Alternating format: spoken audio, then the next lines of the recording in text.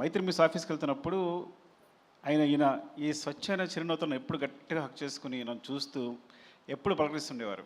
నేను ఒకటే అనుకునేవాడిని, రంగస్థలం కనుక మళ్ళీ సూపర్ హిట్ అవ్వాలి, మళ్ళీ ఒకవేళ సినిమా ఏదైనా అయితే ఈ చిరునవ్వు ఉంటుందా లేదా నన్ను పలకరించడానికి, అంతే ప్రేమతో పలకరిస్తారా లేదా అని భయపడేవాడిని.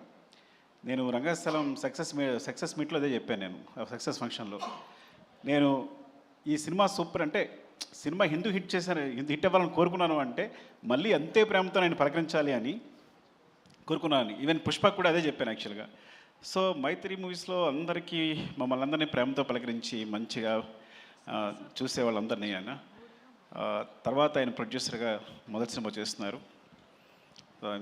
We are so happy actually. అందరూ అనుకున్నాం ఆయన మంచి ప్రొడ్యూసర్ కావాలని. సో అది రామ్ చరణ్ గారు హీరోగా బుచ్చిబాబు డైరెక్షన్లో మొదటి సినిమా కావడానికి చాలా ఫ్రాంక్లీ చెప్పాలంటే ఆయన ప్రేమ అండ్ అదృష్టం కూడా. And wishing the best first Satish గారికి and love you. Thank you.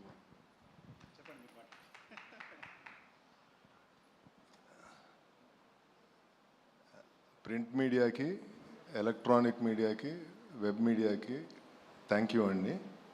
మీరు ఇక్కడికి వచ్చినందుకు. ఫస్ట్ రామ్ చరణ్ గారికి నేను జీవితకాలం రుణపడి ఉంటాను. వృద్ధి సినిమాస్ బ్యానర్ మీద మొదటి సినిమా నేనేంటో కూడా తెలియకుండా ఆయన ఇంత పెద్ద సినిమాని ఇచ్చి ఈ అవకాశం ఇచ్చినందుకు ఆయనకి ఎప్పుడూ రుణపడి ఉంటాను. అలాగే బుచ్చిబాబు చాలా బాగా చేసి పెట్టావు ఈ సినిమా. అంటే ఇంకా చెప్పలేను, చాలా బ్రహ్మాండంగా చేసి పెట్టావు. సో రామ్ చరణ్ గారు, నువ్వు, రత్నవేల్ గారు, జాహ్నవి కపూర్, శివరాజ్ కుమార్ గారు అందరూ కూడా చాలా అద్భుతంగా చేసి పెట్టారు ఈ సినిమాని. నేను చాలా హ్యాపీగా ఉన్నా. ఈ సినిమా అవుట్పుట్ కానీ ఇది కానీ అన్నీ బ్రహ్మాండంగా ఉన్నాయి. అలాగే ప్రేక్షకులు అందరూ గుర్తుండిపోయే సినిమా ఇది. తప్పకుండా థియేటర్కి వచ్చి ఈ సినిమా చూడండి. ఈ సినిమా ఒక ఏం చెప్పాలి, మీ experience commercially very emotional ride ఈ సినిమా. సో చిన్న పిల్లల దగ్గర నుంచి పెద్దవాళ్ళ వరకు అందరూ థియేటర్కి వచ్చి చూసే సినిమా. June 4th ఈ సినిమాని రిలీజ్ చేస్తున్నాం. అంటే 3rd ఈవినింగ్ ప్రీమియర్స్ ఉంటాయి అన్ని సార్ల. Thank you so much. Satish గారు ఒక మాట చెప్పండి, through out this film shooting so Ram Charan గారితో ఎప్పటికీ మర్చిపోలేని మూమెంట్ ఏంటో చెప్పండి. పోనీ సార్ మీరేంటి సార్ వెనక్కి వెళ్ళిపోతున్నారు, ఇలా ముందుకు రండి, వెలుగులోకి రండి. షూటింగ్ ఉన్న రోజులు ఆయనతో భోజనం చేసేవాడిని ఎవ్రీ డే. ఆయన ఇంటికాడ నుంచి తీసుకొచ్చిన భోజనం నాకు బుచ్చిబాబు గారికి పెట్టేవాడు.